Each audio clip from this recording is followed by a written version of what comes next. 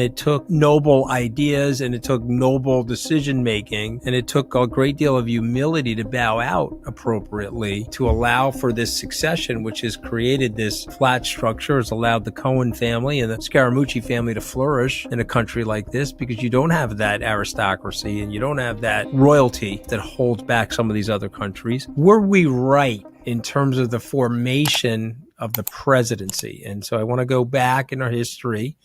There was discussion about a potential king. Washington declined it. And we have this weird job, from a parliamentarian perspective. This executive branch is a misnomer from the way the parliamentary democracies got formed in Europe. Were we right to create a presidency? And what is the legacy of the presidency, all 46 of them?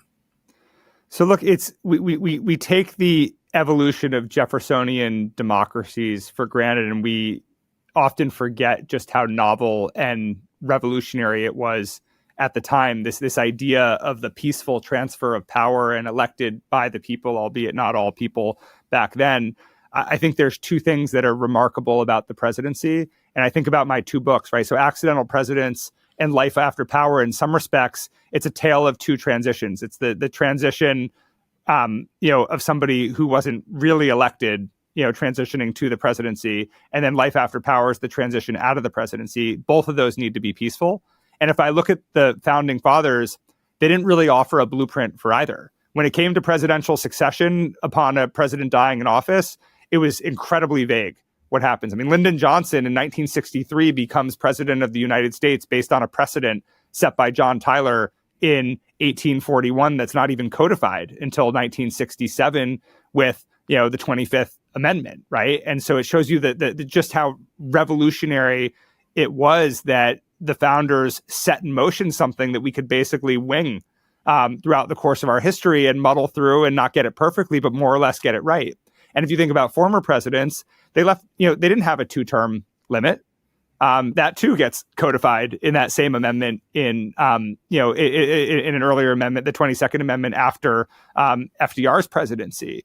And so they left no provision for what to do with ex-presidents. Washington, sort of annotates it with the precedent of 2 terms. But as we've seen throughout history, many presidents have chanced that. Ulysses Grant tried to come back for a non-consecutive 3rd term. FDR was elected 4 times. And so, it wasn't a foregone conclusion that, you wouldn't have presidents stay forever. And so if I reflect back on the magic of our American democracy and what's so extraordinary about the idea of the American Revolution, they got so much right. I mean, they got a lot wrong also, but what they put in place in those early days before Washington becomes president, the fact that that was enough of a guide that could be iterated on over the course of history, and despite all the problems in the Republic that people, get up in arms about tonight, I think that at this moment in time, I think you have to reflect back on the last 200 plus years, and we've done pretty good. Given, how many bumps in the road there were. System's fragile. I think that's the other thing. The system was made by men, mostly. We could say men and women, but it was made mostly by men.